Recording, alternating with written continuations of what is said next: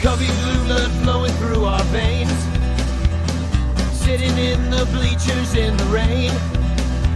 We've shed a million tears and drank as many old-style beers out at the game. Let's go, Cubby, Son Ranto. Michael Cotton. Son Ranto. Michael Cotton. Son Ranto and the lovable Lucy. Lucho Scali. Son Ranto. Michael. Son Ranto. Cotton. Son Ranto and the lovable Lucy. Michael Cotton. Son Ranto. Lucho Scali. Ranto!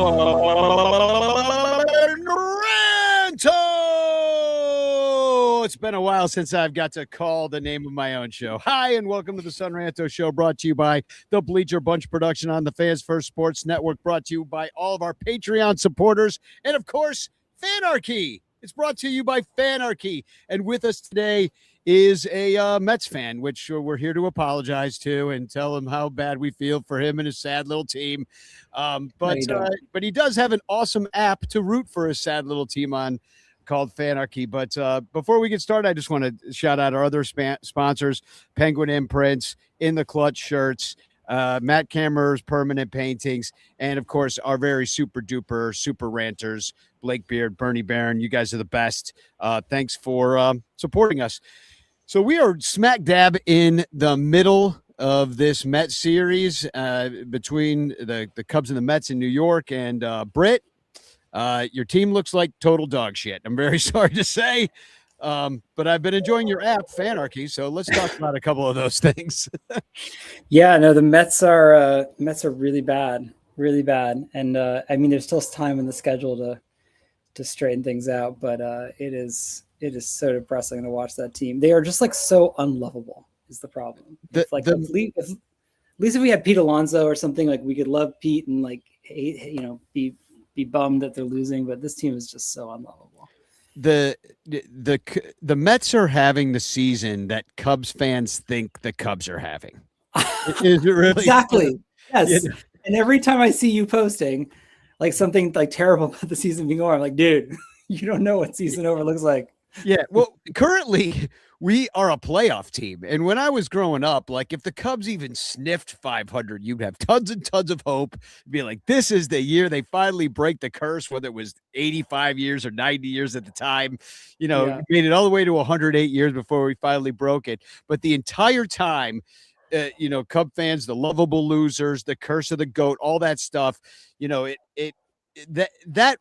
see, to me, the Cubs and the Mets have very similar sort of vibes about them in that they underperform when they are overvalued before the season. And right. And then they'll just and then probably some of the years that the Mets made the World Series and had great years, that might have come out of not the blue, but less so than like this year. You're supposed to do well, you didn't. Yeah, I mean, 24 was so magical in part because like they just weren't expected to do anything. It was just like I was like, let's just hope to have a 500 team this year. Maybe we can squeak in, kind of thing. And then they were so bad for 2 months, and I'm just like, well, they're not even a 500 team. That's just it. And then they go on this incredible run, and it was so much more fun because of that. Like, I feel like if it's just like too automatic, like obviously you want the wins, at this point I would love automatic, right? But just, it was so special in 24 because like you just didn't expect something, and then they went so far. Yeah, that's kind of how like 2015 was for the Cubs. And then you guys, the Mets, it really decimated us in the playoffs behind the homophobic bat of Daniel Murphy. But I do want to point out that Michael Cotton is here, but he is in the chat and he's saying #chance in the chat, which means you can win a Frank Chance postcard sent to you by me with a message of love and doom. But he spelled chance wrong, unfortunately, so he's not eligible. If you just put #CHANCE, you have a chance to win that. And also Mike Presnowski, longtime friend and guest of the show, the Prazmaster, is here saying, this guy isn't Frank the Tank. So do you know who Frank the Tank even is? Or is he just a part of Chicago Cubs folklore. No, he's a real fan, and in fact, my wife Liz, for Father's Day, she got me a cameo from Frank the Tank. He's on Cameo. Is he really?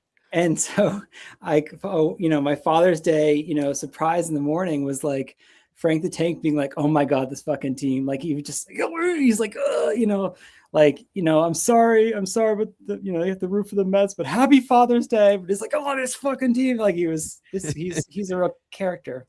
I thought there was a guy who played for the Cubs right after we traded away our entire 2016 core that they just got off the scrap heap in the middle of the season named Frank Schwindel, and they called him Frank the Tank. That's who I thought that he was referring to. But then I forgot about the Mets Frank the Tank.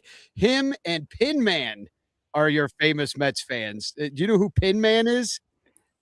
No. Guy who walks around with all the light up pins, the old guy. Have you seen that dude? Yeah, I've seen him around. Like you see, yeah.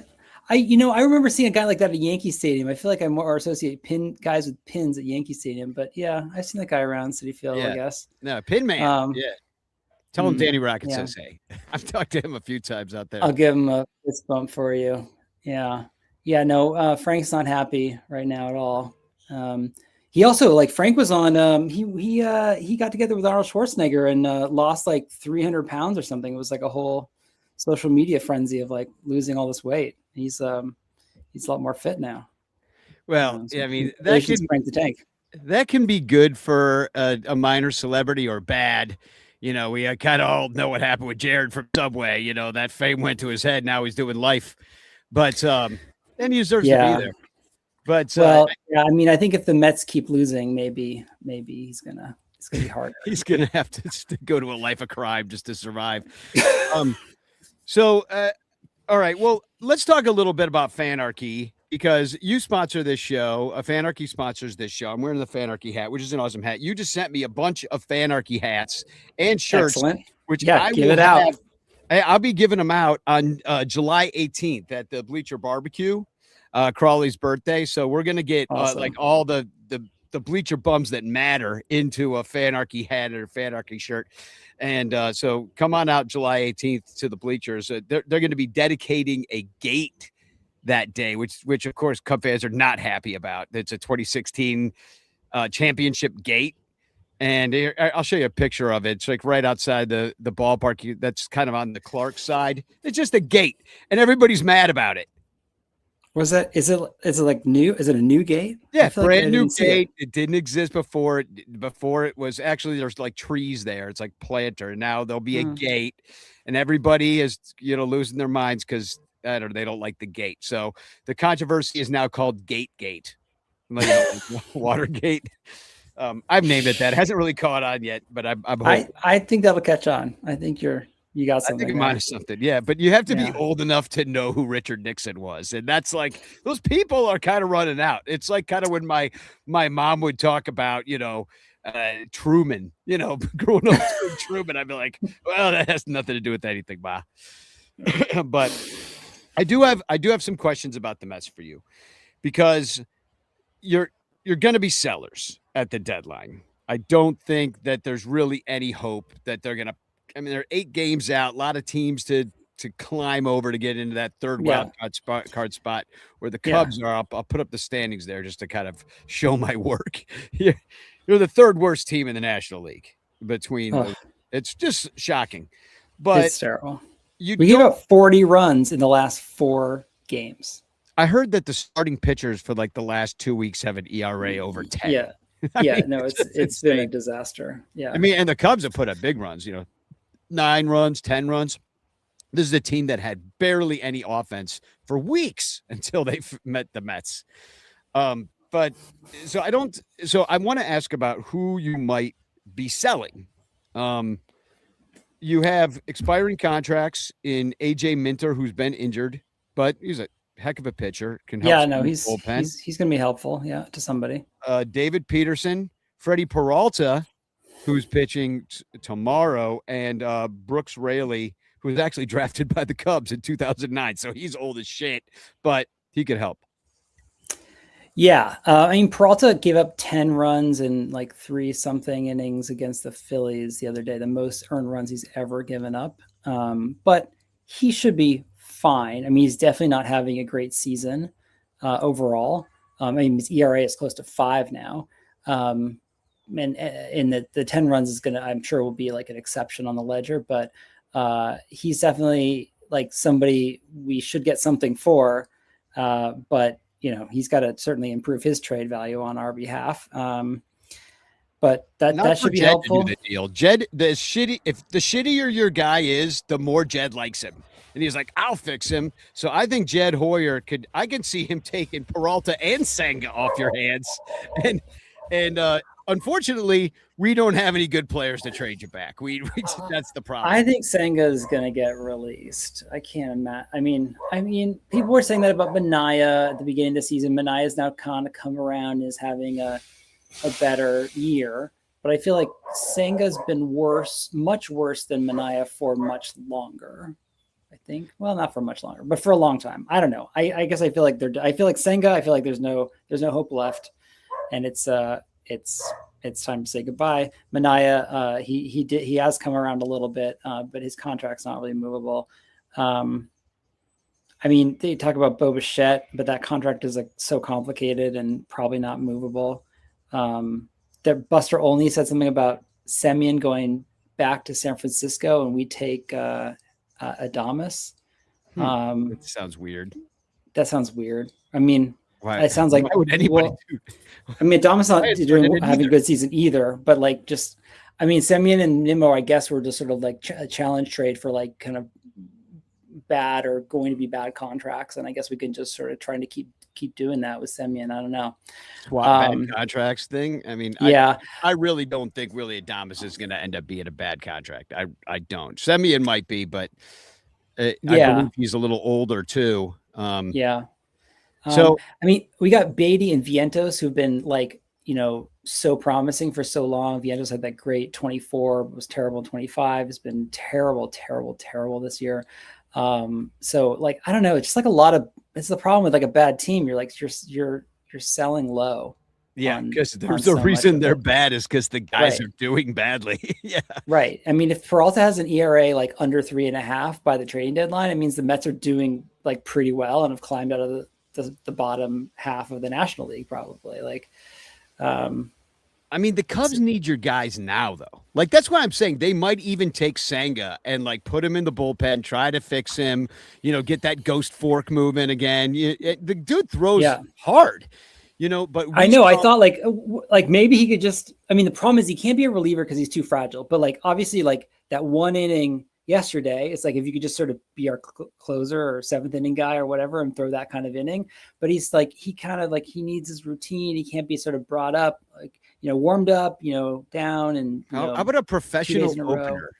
Just a professional opener. Just take that first inning, do his whole routine, do his stretches, drink his latte, put his hair up in a towel, do his face mask, get his foot rubbed, whatever he needs. But let me put up, speaking of Kodai Senga, because here's somebody that a lot of Cub fans were disappointed that we did not get. And that ghost fork was the talk of the league when he first came out. And it just has been real downward trajectory for the last couple of years, partly because of injury. But I'm going to put up the Fanarchy field notes from Ace. I screenshotted this, and I'll just read what it says. Cubs capitalized on Kodai Senga's rough outing, scoring 5 runs in the second inning, including a 3-run shot from Pete Crow Armstrong, former Met farmhand, making it 5-0 early. Dansby Swanson somehow got out of his slump here in New York, was a force, going 2 for 3 with a homer and a double. 4 ribbies, driving in key runs to keep the Cubs in control through the night. Edward Cabrera pitched 5 solid innings, allowing just 2 earned runs before the last play of his night, where he was going to be done anyway. He was at 98 pitches or something like that. And the last play of the night, he tried to do the splits like Anthony Rizzo. It didn't work out, and he had left with a hamstring strain. And that's another pitcher down. No word on how long he's going to be out, but it looked from the look on the wincing on his face, it looked like he might be out for a while. He looked like he was in massive pain. And then in the 8th, Carson Kelly doubled to drive in Nico Horner, and then Swanson had another double, extending the lead to 9-3. The Cubs at that point had scored. Let's hear it. 9 times. And then the Mets made a late push. I was getting a little nervous there. Were you? I wasn't nervous for you. I was, because this is the Cubs. I'm telling you, the Cub fans think we're having the Mets season. So the same season, because we have blown games like this as recently as Saturday. Okay. So we've blown some games late. We were winning 5-0 on Saturday. We ended up losing to the Giants, I want to say. But, Bo Bichette hit a homer, made it 9-6 or 6-9 to make the score very nice. And thank you, Ace, for that wonderful recap. Yeah, I'm glad it's I've been working on Ace. You know, he sometimes hallucinates, but it sounds like that he nailed this one. Michael Cotton has, on our daily show Cubs Pod, has been reading of all of everything Ace says and criticizing him from time to time, you know, about like, 'cause sometimes he seems like he's cheering for both teams, or, you know, or he's not cheering enough for the Cubs or something. I think Michael Cotton probably thinks that he's cheering too much, to be honest, because he wants Ace. If he's truly going to be a Cubs fan and act about the Cubs, he's got to complain and when the Cubs do well, even like he can't. Yeah, you know, ever be it's a careful balance. Like I've tried versions of this where it's more emotional, you know, and it just sounds like super false and fake. I found like the sort of best balance is like the emojis, you know, just kind of like give that little hint of emotion. There was a when it references like we, like, you know, we're going to have to do better or something like that. Like, it's like, okay, that's cool. That's cool. You know, like he's on our side, you know, but if it's like, if it's too much hoo-ha, then it just sounds like, who's this faker AI thing, you know, like trying to be like a human. Yeah.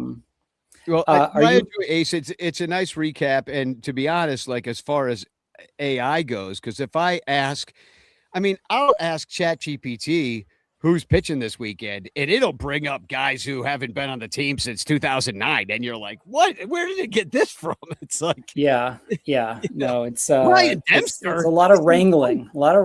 I mean, actually the way it works behind the scenes is like every time it like pulls something down from AI, it has to validate it. And I have all these hooks to sort of actually validate against the actual box score. And then it like, if it validation fails, it has to just go like try AI a different way, or, you know, something to get it right. It's a lot of wrangling of that Ace. Do you have do you see my screen? I'm sure I do. Can I share it? Yeah. I'll put that up there. There's a screenshot from Fanarchy. This is the Mets feed. This is the Mets feed. Here we can go to the Cubs feed. Yeah. Each team has their own feed. I was popping back and forth between the Mets and the Cubs feed last night, talking trash about the Mets on your feed. Yeah, I appreciate that. Yeah, which I'm sure was appreciated by your fans. Okay, so one thought I was like, Bichette, it was so terrible at the beginning of the year, right? So bad. And I'm like, you know, Bichette's been like pretty hot recently. Okay, so tap on him, and I'm like, okay, you know, like that's not super nice. But then I was like, okay, last 30 days, like doing quite well. Last 14 days, like even better. You know, this is my favorite thing that you've built in recently is being able to tag players, and you could always pull up the guys, right? You could pull up stats. Yeah. So he's been doing pretty well. So like, I was like, you know, I've been feeling good about Bichette. Now, like he's sort of dropped off the last 7 days. That's not great. But then I was like looking at you guys, like, you know, before the game started last night. Dansby. Yeah. Right. Yeah. Because he's been terrible this year. Look at that. 194 on the season, which is actually a lot higher than it's been for a month. He was not in the 170s and just sitting there. Yikes. Yeah. Okay. Well, you know, last 7 is going to look pretty good. See, like that's a last 7, like, right? 1.842 OPS, 3 dongs in 7 days. Look at him. He's out of his slump. Woohoo! Right. Yeah. And I was looking at Crow Armstrong. I mean, it's like out of hands. Okay, you know, it's like that's those are impressive numbers, right? It's like better than last year, right? Great. He's doing well. And then again, I was like last 30 days, it's like what like this. He's Ted Williams, 11 home runs. And this was right after I don't know if you saw this White Sox fan that was screaming at him from like this like picnic area, the White Sox game, and he turned around and he said some things that I will not repeat this early in the evening to this girl. He had to apologize and do all this. He got slapped on the wrist for that one. I didn't see the slapping on the wrist. I just saw the he clip. might have got a little fine. I don't remember it. But he anyway. Ever since then, he has just been on fire. Look at that, betting 467 in the last 2 weeks. And can I just say he's not even a starting all-star because people, I don't know, they just. Well, yeah, you have to be like hot in April and May or whatever to do that. I mean, even like last 7, I think it's even. I mean, look at that, 500. Yeah, I mean that's a breakout. I was like, feeling good about my guy Bichette here, and it's like, no, that's a breakout. Swanson's clearly a breakout. Who else is? But he was totally worth those 2 months of Javi Baez, though, wasn't he? Yeah, and how's Bregman's defense going this year? Is it really good defense? Yeah, he's got brick hands. The thing is, it's weird with Bregman because it's not that we didn't need him. It's good to get some veteran know-how out there, but he hasn't been good. His average, look at it, 154 last 7 days. That's been kind of going for a while. He's been pretty disappointing this entire year. But the issue with him is that we already had somebody to fill that position in Matt Shaw. Matt Shaw was like the rookie who with good hands, right, good bat, first round pick, and they're not giving him a chance. And look, his average is higher. He's been a little bit hurt. So it's not like it's the greatest, but you give somebody like this a chance and maybe they can flourish. But he's blocked right now, so they're making him play right field and DA. That is do all the same thing happened with us. Like they brought in Bichette to play third when Beatty has, he's been choppy, but like last season, solid for third base, homers, solid. And average. The second half was even better. And it sort of felt like Beatty's got the third base job now. He took it from Vientos because Vientos sucked last year. And he's got the third base job. Then they bring in Bichette. And they were like, oh, Beatty, you're going to be a super utility guy. You're going to play right field and you do some first base. And he's like playing all over the field. And he's been terrible at the plate. I mean, absolutely terrible. And I can't imagine that feeling of I've got this and I've earned it, and I'm not letting off the gas and sort of starting to suck or something. I've got it. I've earned it. And it's going to be mine. And then it's taken away from you.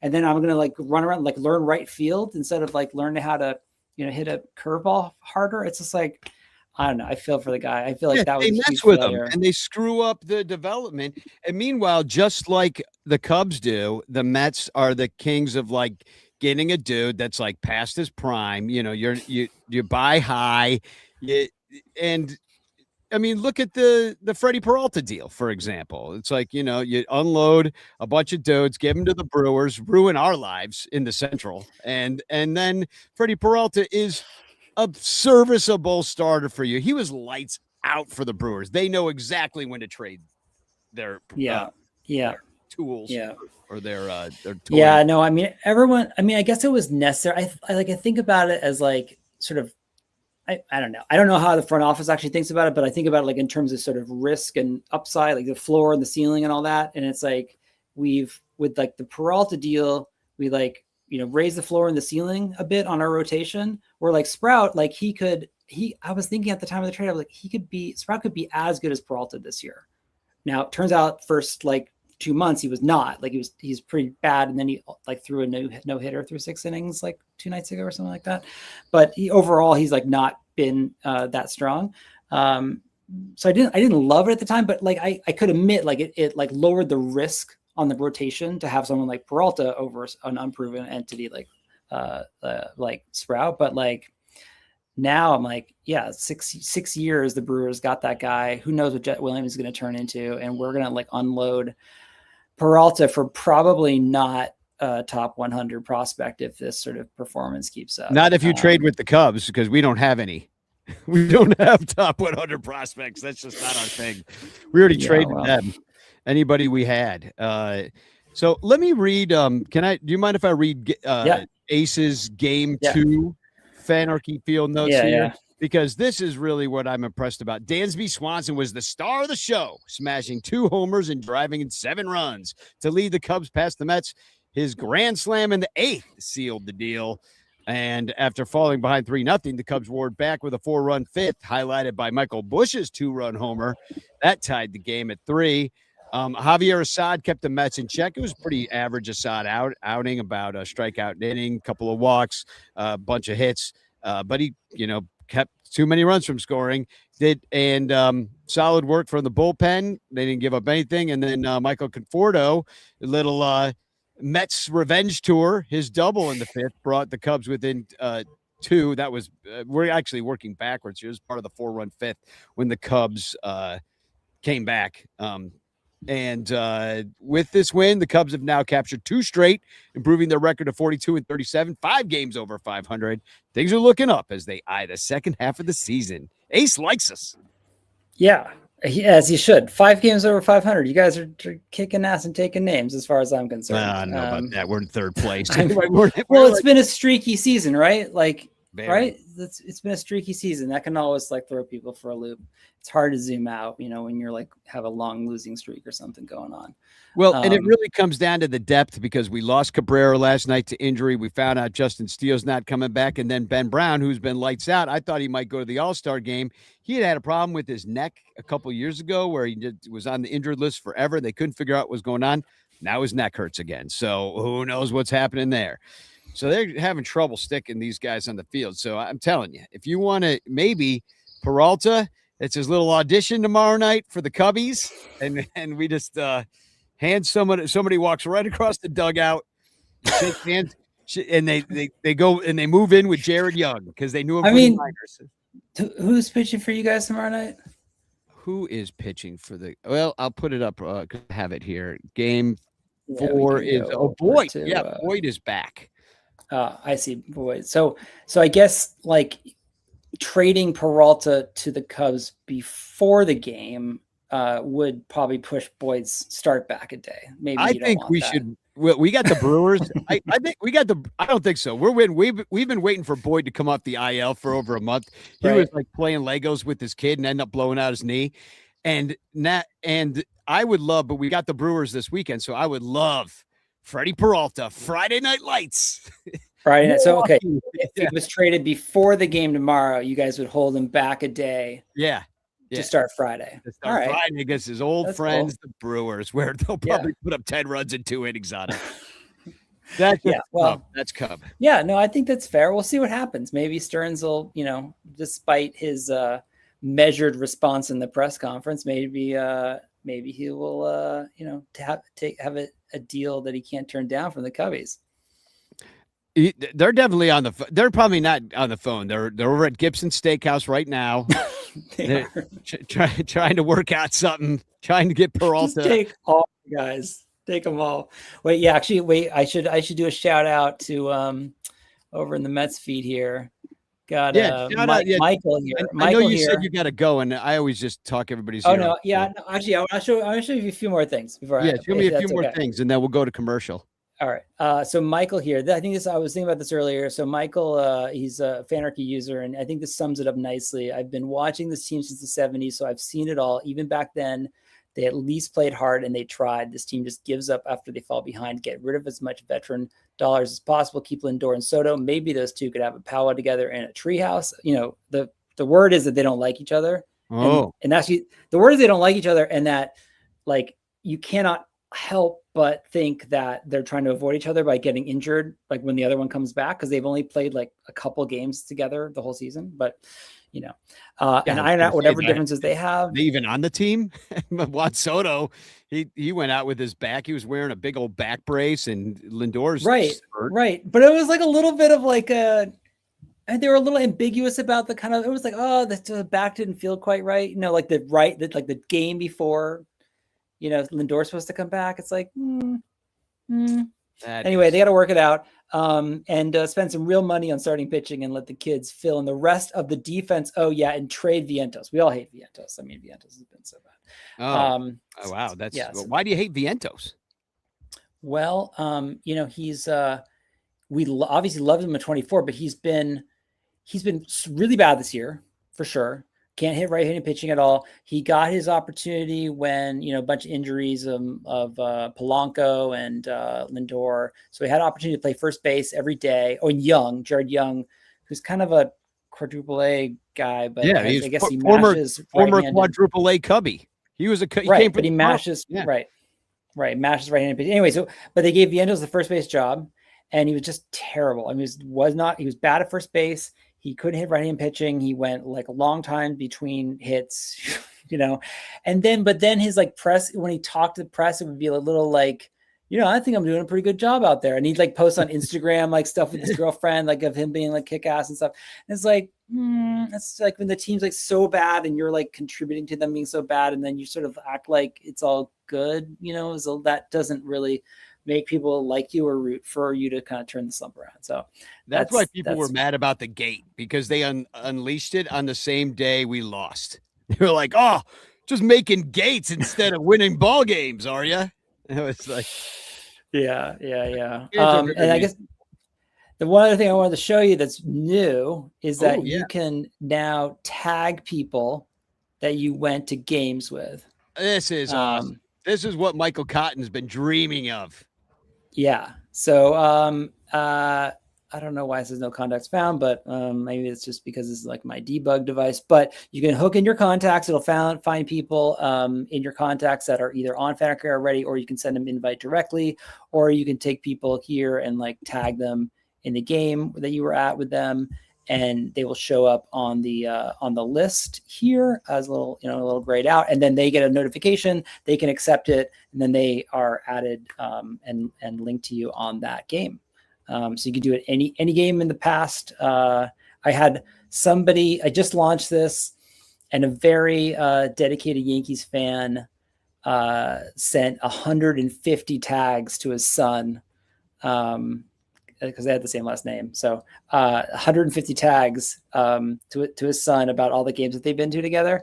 So now I'm like, I need to add like some place so you can like mass accept your tags or something. Poor kids spending all night. Dad, you totally screwed up my night.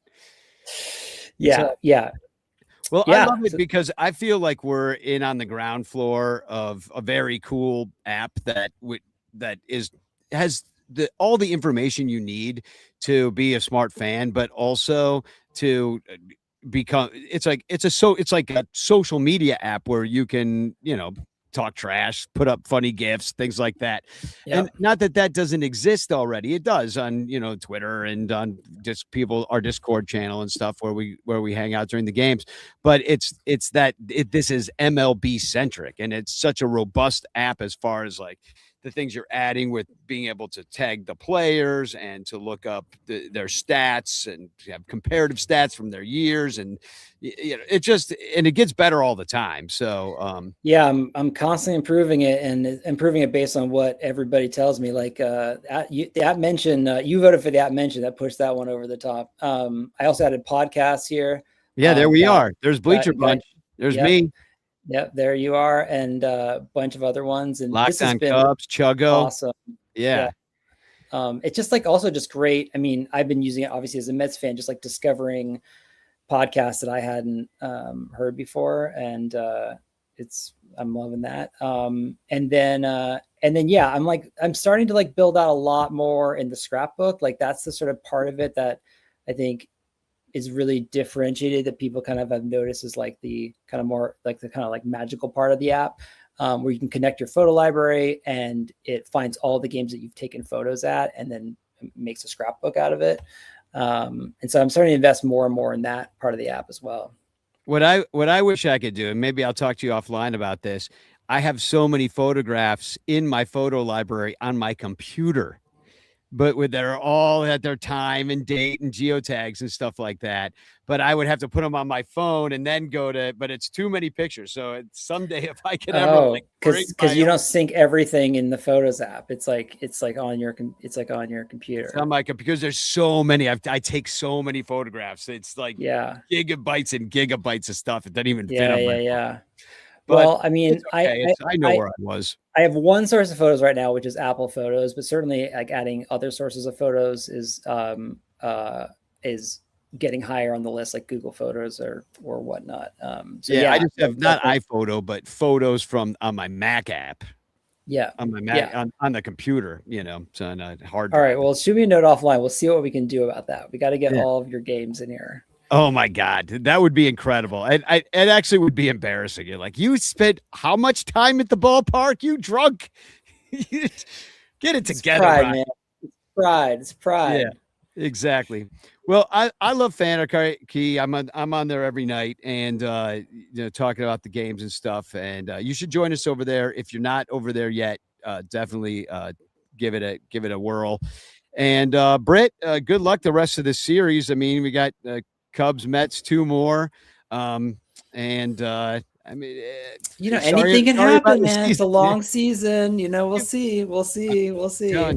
We'll take Senga off your hand. We'll figure out something to do with him, as long as you give us a good deal on Peralta, because we need him. All right, we'll talk. All right.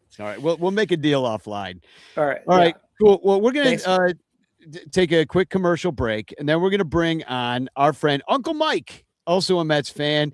And another Mike is coming on too, but you know him is Mike Waller. He's from the Cubs PS Plus podcast, and he'll be here to hang out with us. In the meantime, I'm going to play a couple commercials. Here's the first one from Fanarchy. And Britt, have a wonderful evening, and we'll talk to you next time we talk to you. Yeah, thanks for having me on.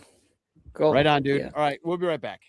Oh, hi. I didn't see you there because I was entrenched in the awesome new baseball fan app called Fanarchy.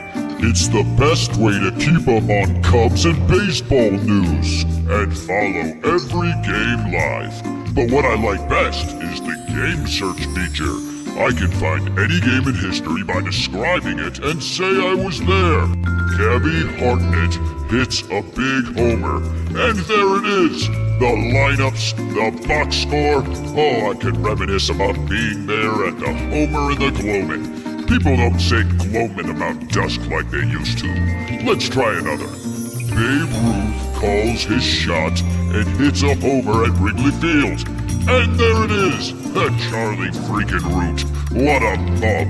Anywho, I love Fanarchy, so I wrote them a song.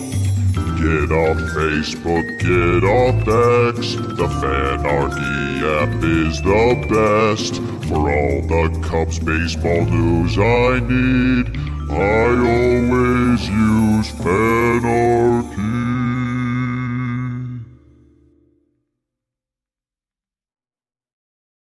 The Bleacher Bunch brings you great shows like Sun Ranto, Cubs PS Plus, Bricks Behind the Ivy, Cuppa Cubby Blue, and Baseball Rabbit Hole.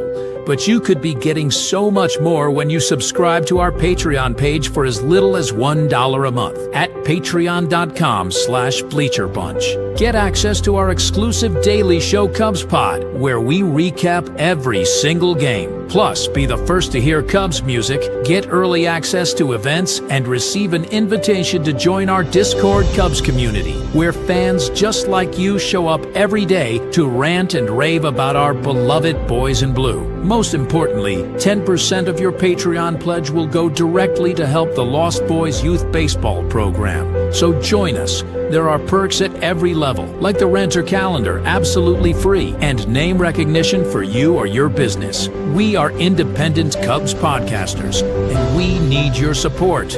Otherwise, we'll quit. Seriously, we'll all quit. Some of us might even die from your lack of support. In fact, the cutest little puppy you've ever seen will die if you don't support the Bleacher Bunch at patreon.com/BleacherBunch. We promise to spend all the Patreon money on tickets and beer and all the dog crap we have to buy just to keep our podcast rolling. So give us your money, and we'll waste it far better than you will.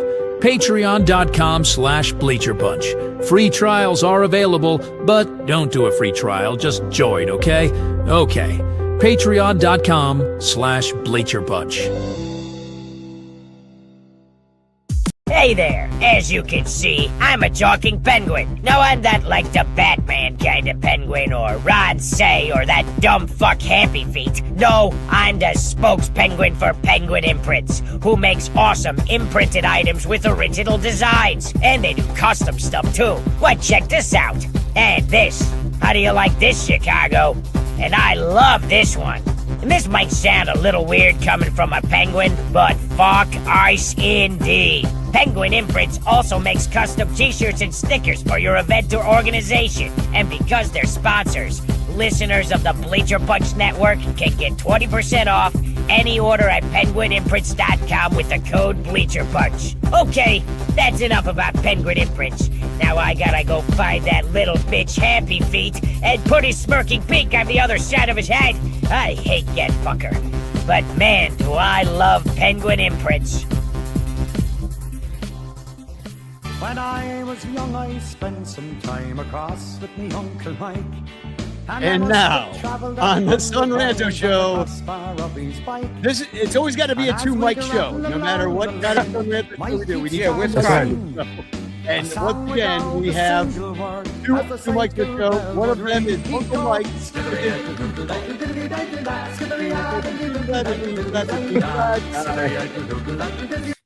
Didn't know, Mike, before I showed you the song Uncle Mike by, I don't know, there's some Irish band. Were you aware of this song, Uncle Mike? Never. Can you hear me okay? I can hear you great. All right, cool. No, not at all. I was like, who's that? And why does he have my name? But you know what? I've come to find out that there's a lot of Uncle Mikes walking around. So I bet you this Mike's an Uncle Mike too, probably, right? Yeah, I'm not actually. Mike Waller, you're not an Uncle Mike? Wow, I'm not. surprising. That's No surprising. siblings with children. Correct. You could be one of those, like, my friend's got a kid, uncle kind Yes. of guys. So Yeah. in that sense, yeah, I'm Uncle Mike. Oh, very cool. How Welcome. do I sound? I'm out on my balcony. Hopefully, there's not too much background noise. You sound like you're kind of like inside of a Tupperware, but that's fine though, because it's not a bad sound. Okay. Yeah. Nice background though. I Yeah. dig it. Yeah, Yeah, it's a beautiful nice day. background. You got the sky, the beautiful sky behind you, a nice tree. Look at Uncle Mike. He's got a recliner and another chair. Look at me. I got a bunch of. I look like I'm in Sanford and Son. I'm in my I've got kids home temporary. from college, so my pod space is a little occupied at the moment. Gotcha. Well, welcome everybody to talk about Hey, that series that we're halfway through. wait! 1 second. We're talking Mets. I thought we were talking Knicks in 5, baby. Congratulations.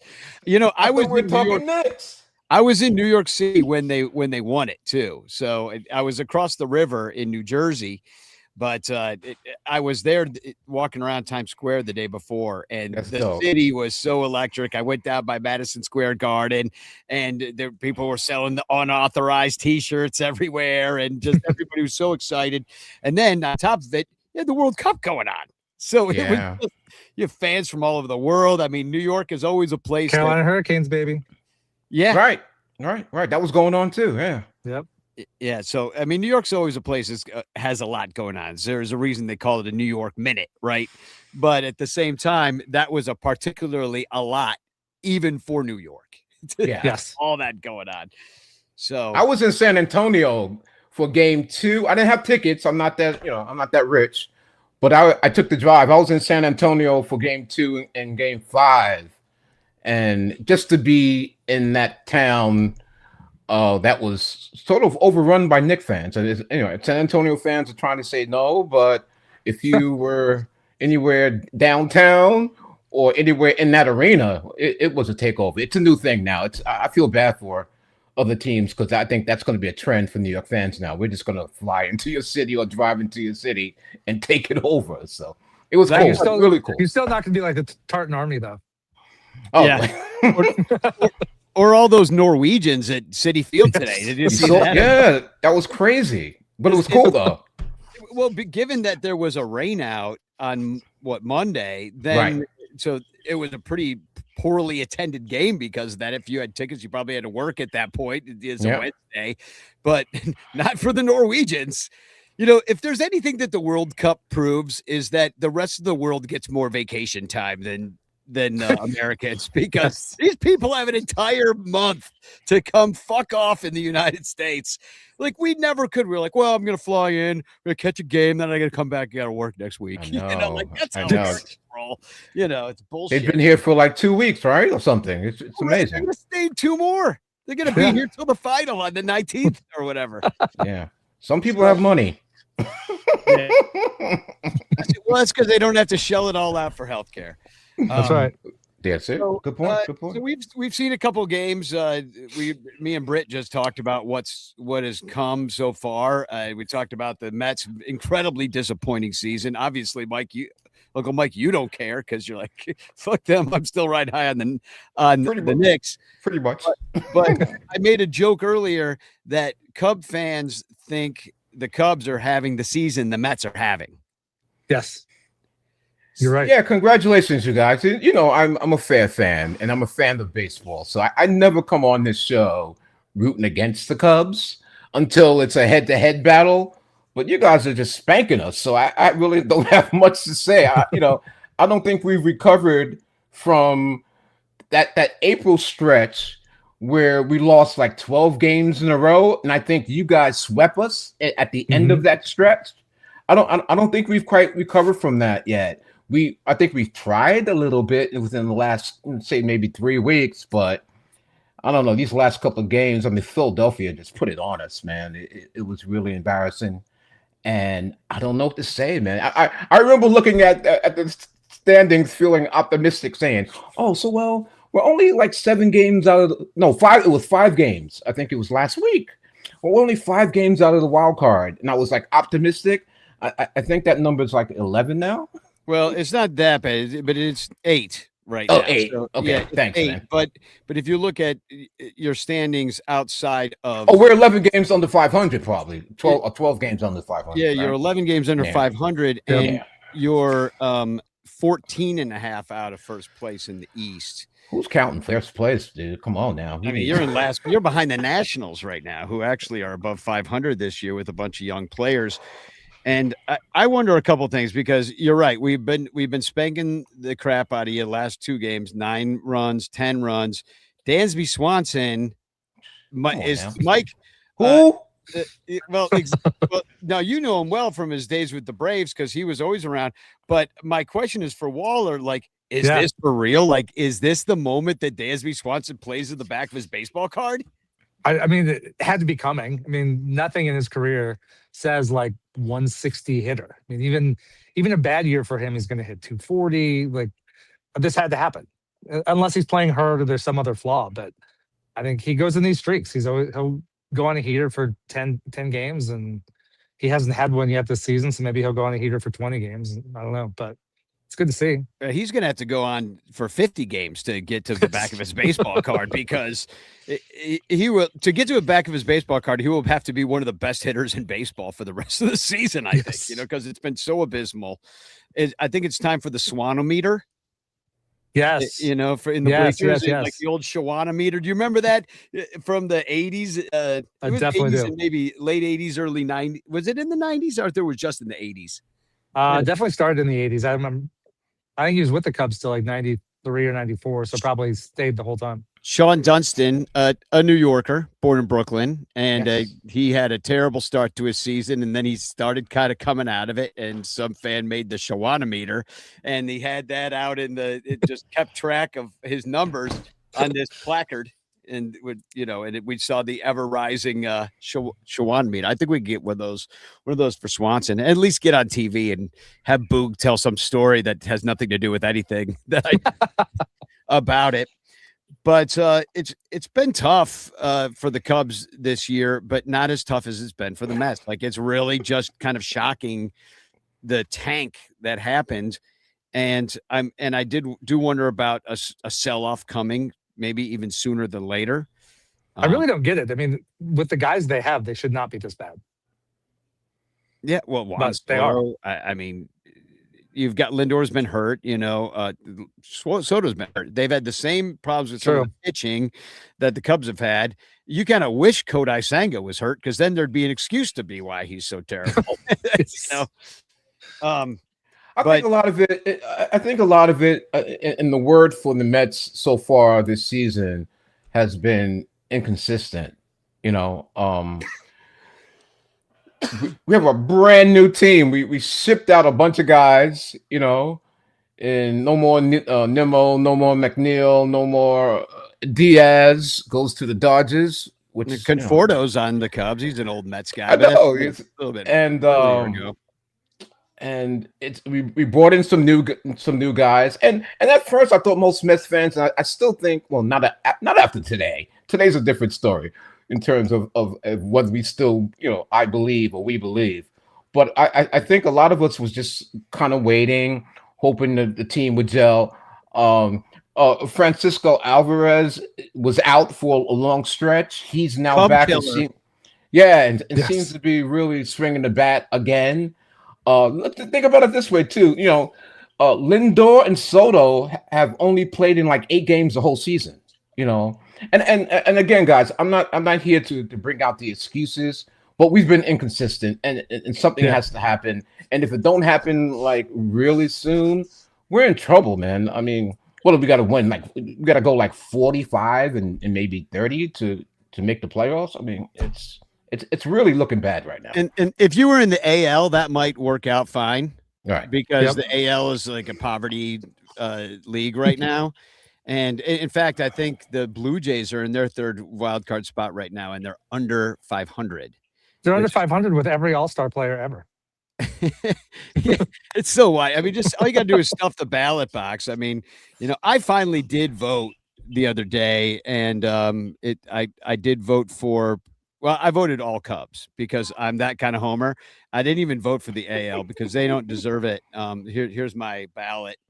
Just My all favorite Cubs. is I heard a story about talking about the Blue Jays and the ballot stuffing, and the Dodgers are doing it too. And it's so bad that Hyesung Kim is 4th among second basemen, but he's in AAA right now. Yeah. Well, the Cubs did it in 2016 and Addison Russell got to be on the All-Star team because people were so jazzed about that team. They just like stuffed the ballot box and got the vote. I remember doing it. I voted 50 times. I think you could vote 50 times. I think I did all 50. But let me ask you about this play that happened in the game yesterday when Michael Busch was at the plate. PCA was at first base. PCA went to steal second base as Michael Busch got walked. And so it's just PCA is forced to second, should be first and second at that point. But because PCA was stealing, he went down and he tried to, get the base as if he didn't know what had happened with Michael Busch. Yeah. And so, but he got the base, came off the base, the tag stayed on, he got his hand back in, but technically that is the rule. If you hit the base and then come off and then you got the tag on you, you're out. And so that was the correct call. But how did you feel about that play? I mean, in your soul, that's what I want to know. Yeah, I wasn't a fan. I think that's one where I get the letter of the law. I get like if it was a normal walk and he just jogs down there and then somehow stupidly steps off the base and gets tagged, cool. That's baseball. But that one felt like a continuation, and I wouldn't mind seeing them address the rule because he didn't know if it was a strike or a ball, and so he was trying to slide in. And I think there should be a point where the stolen base stops, and you say no, it's ball 4, because the second base didn't even make a call. He just said ball 4. Ball 4. He didn't make safe or out call. I feel like there should be a chance to kind of hit the bag and set.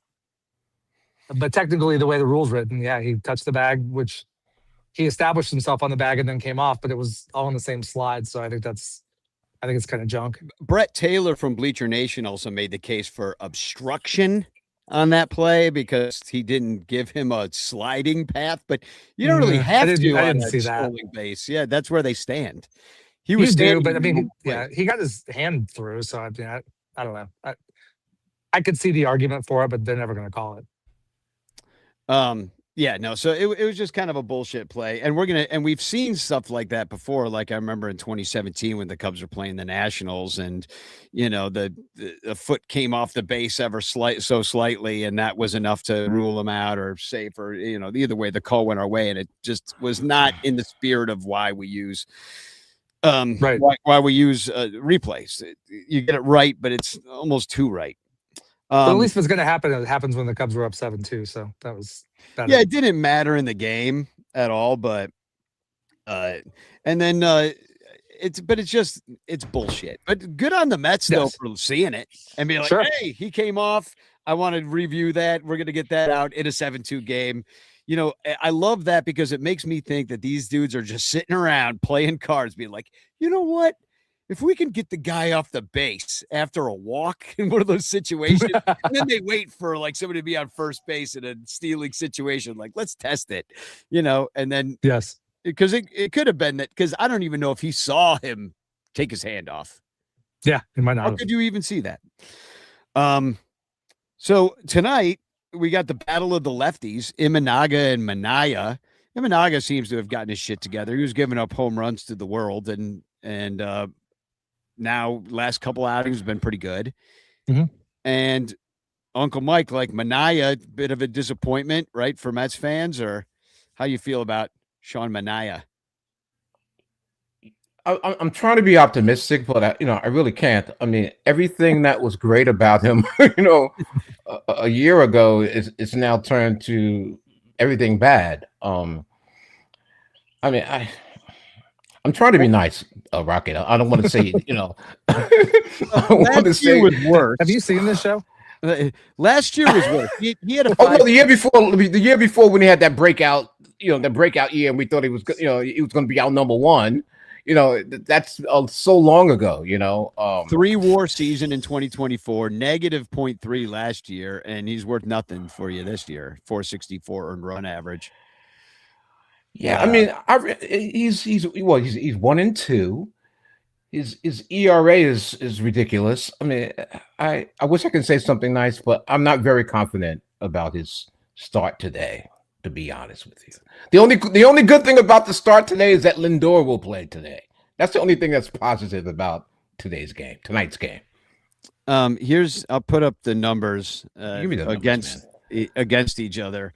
And the Mets they haven't seen a lot of Imanaga, but they like facing. Yeah, he's 4.64 ERA. I mean, that's not terrible considering Senga was over 10. Yeah. And by the way, Mendoza, Carlos' manager, said today that he's putting Senga in the bullpen. So I heard that. Yeah.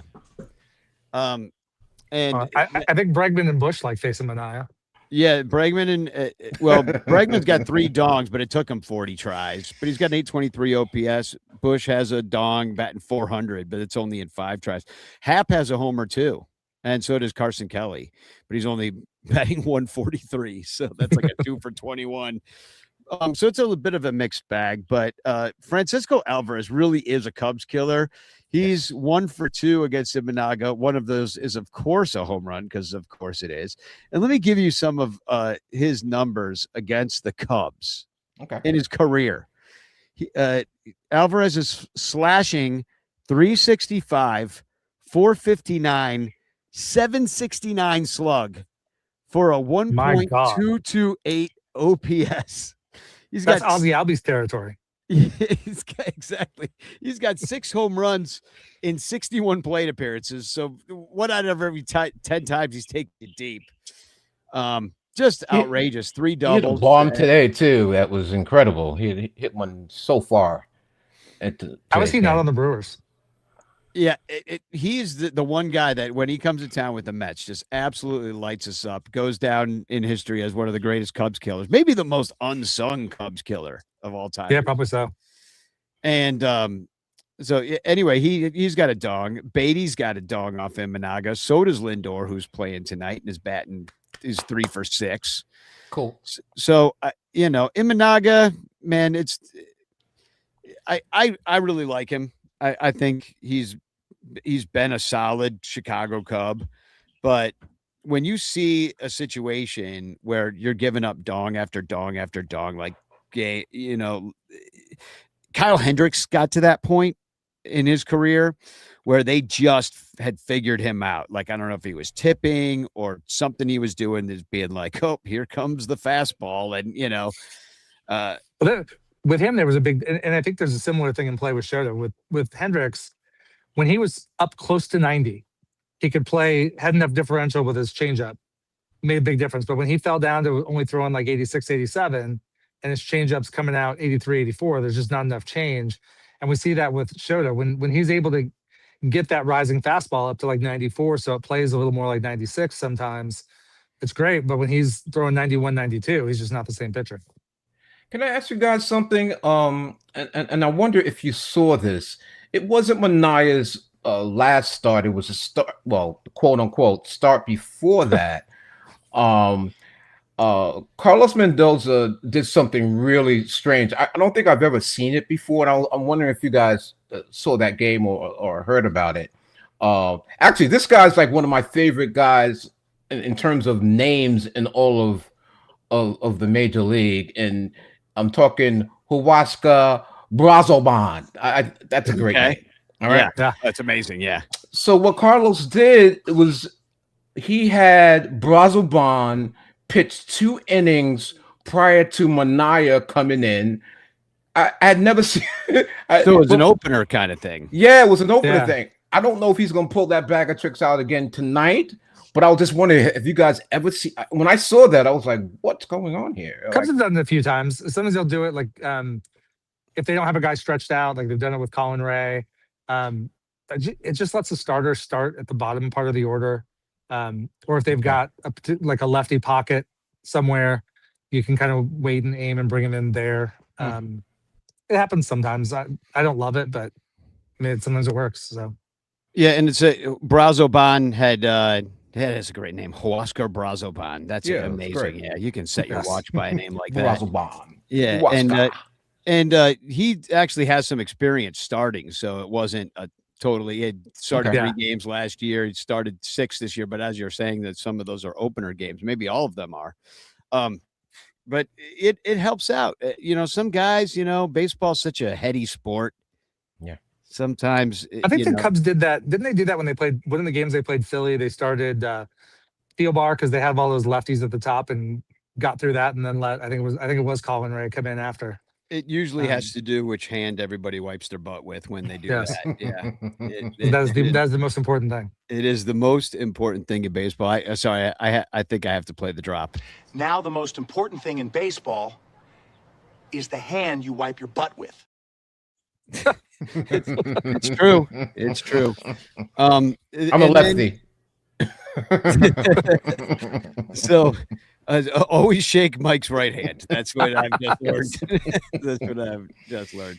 And then tomorrow it's going to be a future Cub, Freddie Peralta versus Matthew Boyd, back from the injured list after getting injured playing Legos with his kids. So is Freddie Peralta looking at those numbers? Freddie Peralta has a lot of experience versus the Cubs, and it's ex-Brewer, ex-Seattle Mariner, right?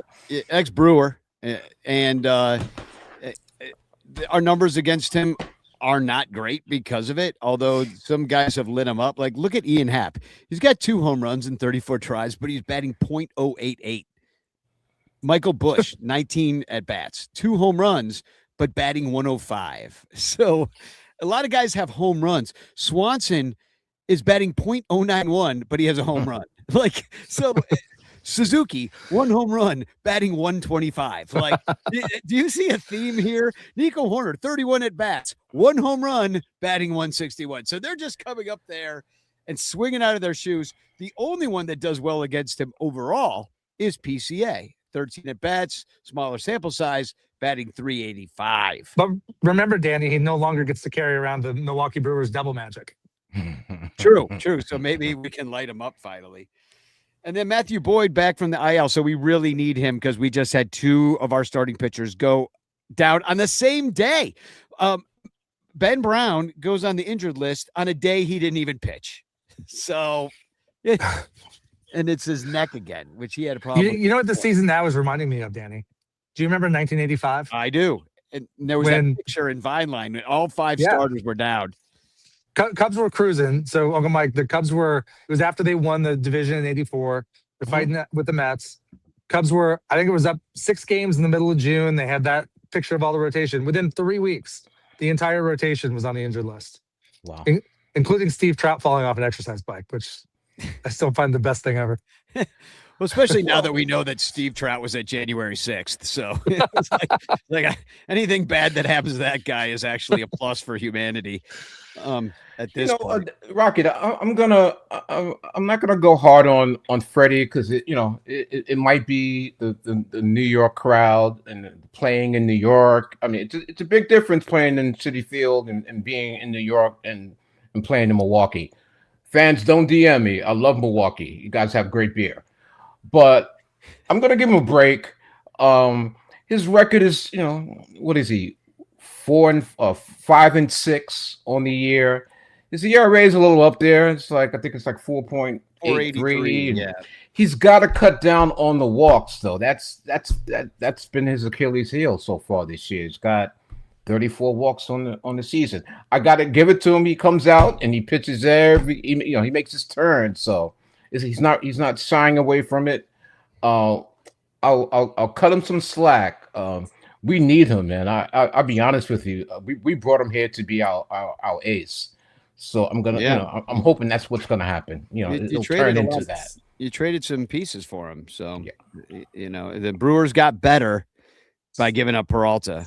And, Absolutely, that's the devil magic again. That always happens. I don't even the Cardinals. I'll give you the devil magic, Mike. But the Brewers, I think they're just a well-run franchise. Like, if they not just, I agree at this point. They're good. God, it's They're good. But the only luck they have is good luck. It is, yeah. They yes. never get the bad injury, I don't know. They had Yelich was down for a while, and when they did reset, it was actually an effective reset. They're like, okay, we're going to come in fifth. We're going to not be very good, and then we're going to train our guys, and then by the time we get them trained up, they'll be in first place next year. And that's the way they operate. No Corbin Burns, no Peralta. Woodruff has never been the same, and they just don't miss a beat. They don't miss a beat. Here comes the Miz. Just making headlines everywhere. He took freaking Paul Skeens out of the freaking top spot overnight. Yep. Like Paul Skeens, everybody was talking about how we're going to be talking about Paul Skeens and winning the Cy Young 10 years straight. And now that ain't happening. Yeah. So, and they give up Hader, give up Devin Williams. It doesn't even matter. Does not matter. Yeah. Exactly. And then they go to the other teams that even if they're okay, they're never what they were with the Brewers. They never. That's where I buy the devil magic a little bit. Like there's no reason for Freddie Peralta to just suck now. Yeah. Why did his ERA go up a run and a half? Yeah. It doesn't really track. Well, I'll say this, and I'll watch the full game. I have to admit, I fell asleep after like the 5th inning this afternoon. It was just too much. It was over. Yeah. But I'll say this: Peralta, if he has a bad outing tonight, he might hear it from the Citi Field faithful. Well, you might hear from the Chicago Cubs, who are really looking for starting pitching at this point, and relief pitching. So I hope the Norwegians are there again tonight. Yeah, that would be cool. Although they were in the Mets have the famous 7-line crew, which I think they were kind of in that spot. So I don't know. It's going to be interesting. Maybe the Norwegians and the 7-line crew will get into it. That would be cool. A little tarps off fight. Cool. Well, the game is starting, I believe. Right? Is it on right now? Yeah, 7:15, I think. 7:15. So 5 minutes. We got 5 minutes on it. So let's get some predictions in. I'm going to say that the Cubs keep rocking. Dansby Swanson, 2 more grand slams. One tonight, one tomorrow. I think PCA is going to go off. I never like to root against my team, Rocket. You know that. It's even tonight. I'll call it even. Okay. I can see you guys lighting up Imanaga pretty good because he's had a couple of good starts. He's probably due for a stinker because that's got his thing. Mets like off him. Yeah, you're right. And Lindor's first game back in a long time. I expect him to do some really cool things. So I'm rooting for them. Yeah, I don't feel very confident about tonight personally. Just saying. Take. We had a comment about somebody wanting to gamble. Let's see, what was it? It's a Everett says, "Hey, Uncle Mike, I thought it said Yeah. under Mike, and I thought it should be over Mike." Okay, that was not a gambling question. That was a misread. But anyway, I do think that tonight might be one of those overnights. I We mean, need the it. Cubs have been putting up big offense. Like maybe they're tired from running the bases. What do you think, Waller? Yeah, I think they'll get it done tonight. I think they'll pile up another 8 or 9 runs, but it might be 8-7, 9-6, something like that. How about 6-7? No, no. And or I like another 6-9. That'd be fun. Yeah. Everett says Cubs win 11-3. I like your attitude. Dialing it up from even last night, 9, 10, 11, and then tomorrow they score 12 off Peralta. And Lindor also walks it off in the ninth. That'll be nice. Lindor walks it off in the ninth.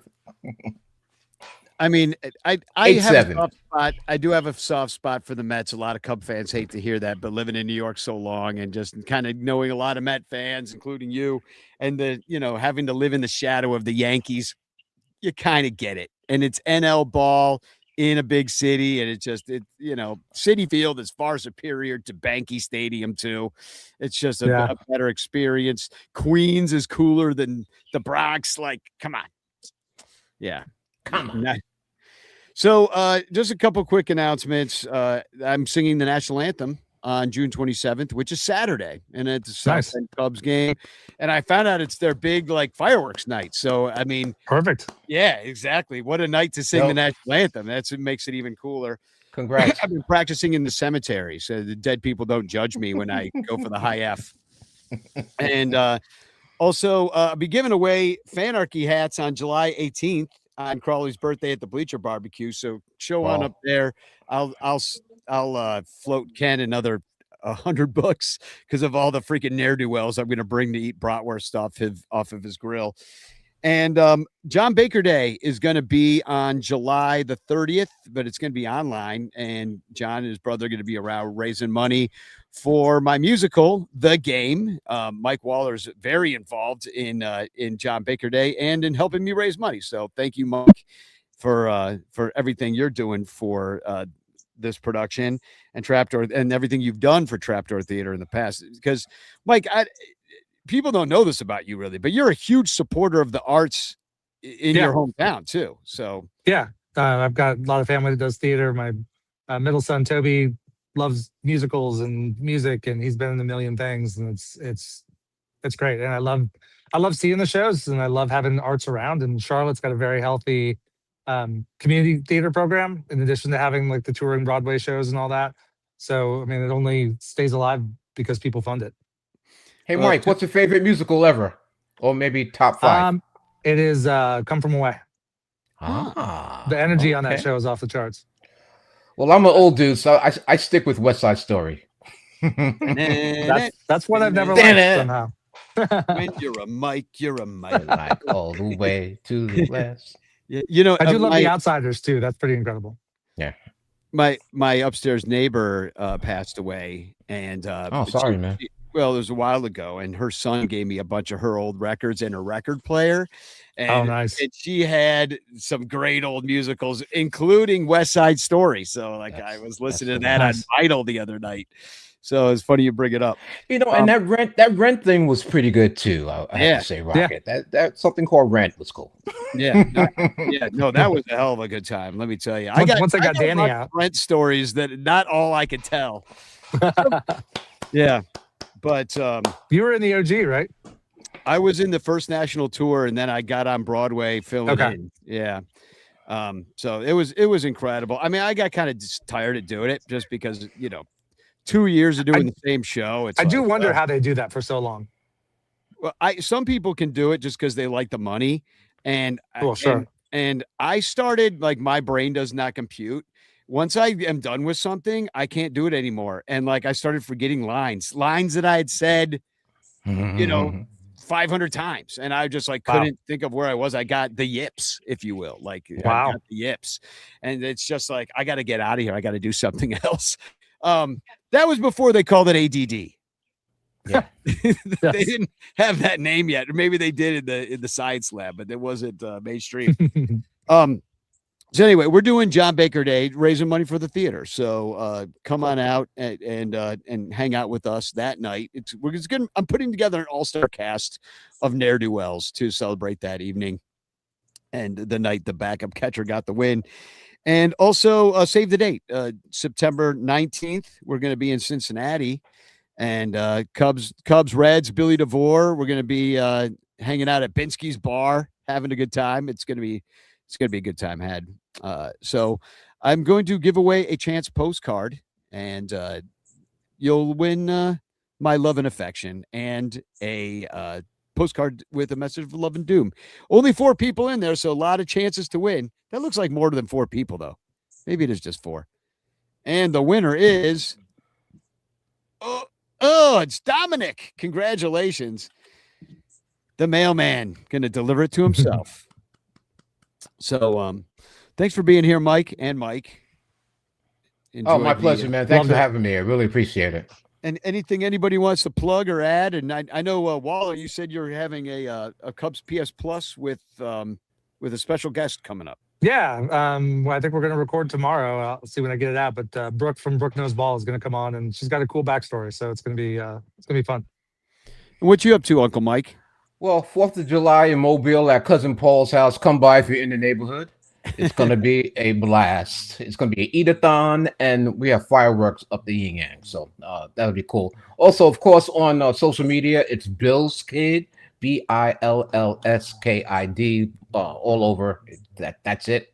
Come check me out. I shoot photos, and you might see something on there you might like. And then other than that, man, meet me at Summer League coming up in Vegas for NBA Summer League. We had a great event at the Virgin. Can I promote this like that? Yeah, promote whatever you want. Oh yeah, we had a great event last year at the Virgin Hotel.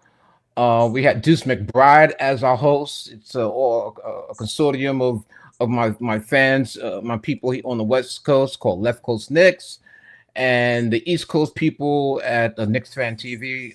We're putting something together as we speak. Probably the weekend of the 10th through the 13th. So meet me in Vegas at NBA Summer League. We're gonna have a blast, and then I'll come back home and I'll concentrate on my Mets. Okay. as they make a miraculous 69 like overtaking of the Cubs. That's what you got to believe. So, all right. Well, thanks for being here. Enjoy the evening. Enjoy the game tonight. It's on, right? I'm having trouble getting it to because I'm stealing all the internet being on this show. So yeah, I'm having trouble getting it to jazz up here. So, all right, I'm gonna play a song. We'll get the hell out of here, and we'll talk to you both very, very, very soon. Mike, nice meeting you. Good luck, Danny. Nice seeing you. Yep. All right. See ya. Spagog. SMFTB, SMFTB. Truck stop funky chip mix. SMFTB, SMFTB, SMFTB. Truck stop funky chip mix. SMFTB. Saint Toothless Cardinals fans. SMFTB. Krabby Karens in the stands. SMFTB. When the Brewers fans are here. SMFTB. Cheeseheads getting drunk on beer. SMFTB. Pirates fans will walk the plank. SMFTB. In a stadium named for a bank. SMFTB. Rooters of the shitty Reds. SMFTB. Stuffing chili in their heads. SMFTB. Fans of the White Sox suck. SMFTB. Fuck everyone but the Cubs. SMFTB. SMFTB. SMFTB. Truck stop funky chip mix. SMFTB. SMFTB. SMFTB. Truck stop funky chip mix. SMFTB.